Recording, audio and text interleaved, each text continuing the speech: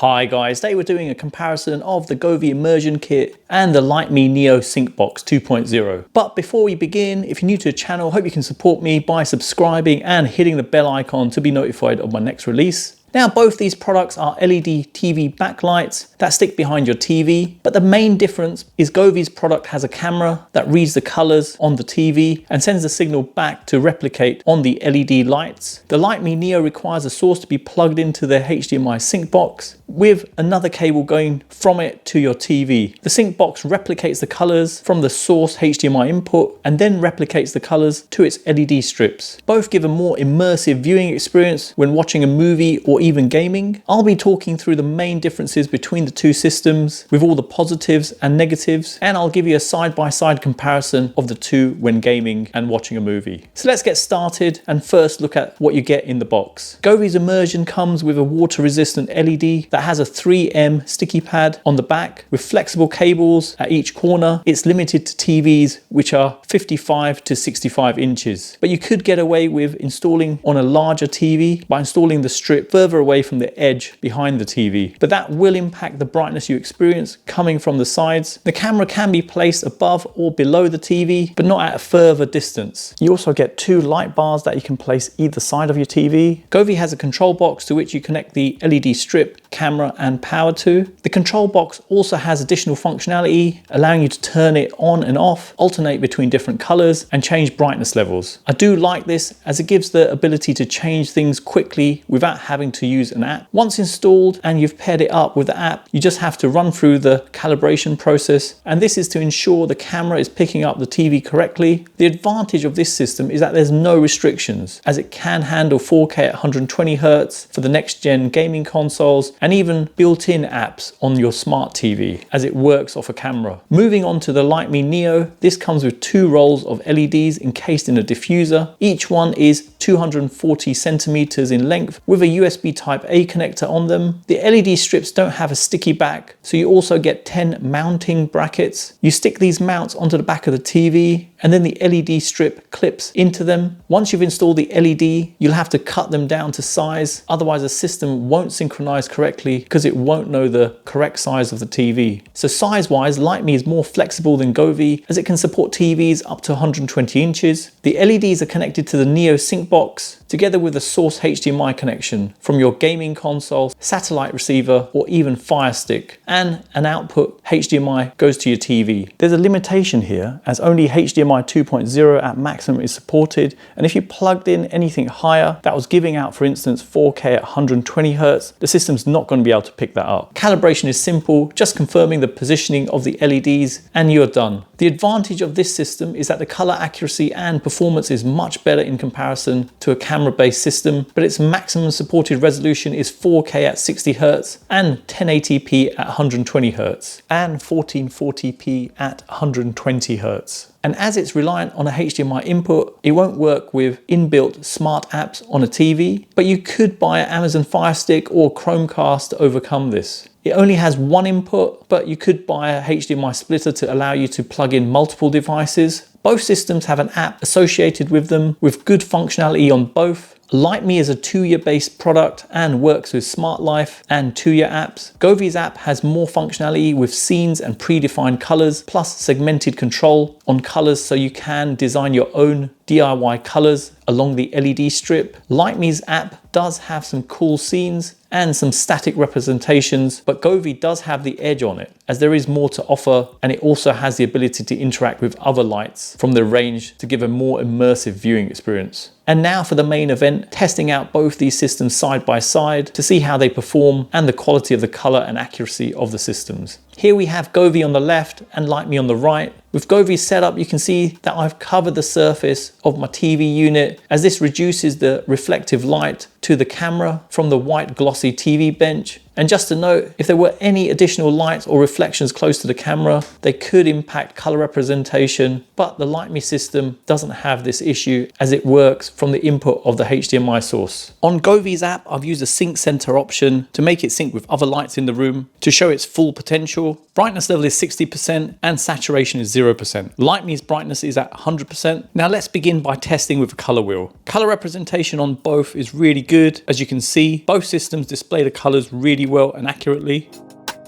Moving on to playing some video footage, and Govee's colors seem heavily saturated with reds and purples. Onto the second clip, both systems are doing well. Results are quite a contrast, but Lytmi seems more natural, with colors generally bleeding onto the wall. Govee looks more saturated again, but with the colors replicating around to the other systems, it gives a good effect. I'll let this run through.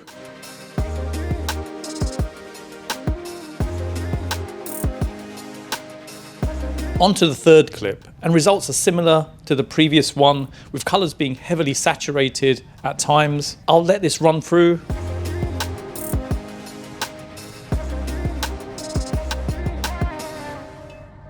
And now onto gaming. Astro's Playroom looks great on both. With Govee, at times you can notice the delays. Lytmi's colors look a little pale, whereas Govee's is heavily saturated. I'll let this play through.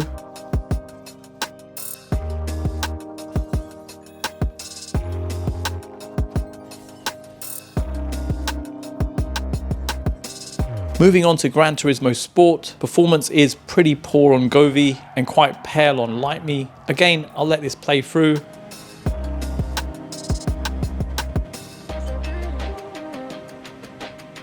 And finally onto Fortnite. Results are quite dramatic here. Contrast is heavy on Govee and very subtle with Lytmi. I'll let this play through.